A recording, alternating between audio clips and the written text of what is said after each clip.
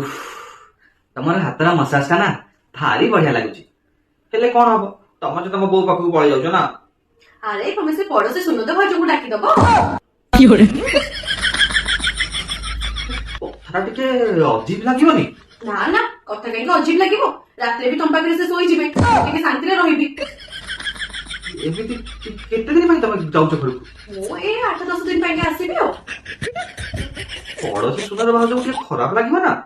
कहाँ की खराब लगे जे पड़ोसी तो पड़ोसी को काम आसबे ना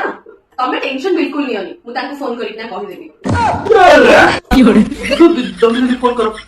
अच्छा ठीक अछि वो मु रखु छी तू तो ध्यान दबो नेक्स्ट टाइम तो जॉइन भी लेके देबी ओ टूटा टूटा एक परिंदे मु बापा और छिपिना तमे एते मते बोल पतो मु छाड़ जो करो हम वो जो कहतले केला लागिबो बोली अरे पड़ोसी सुनो तो बात मु कहि दे सस रहता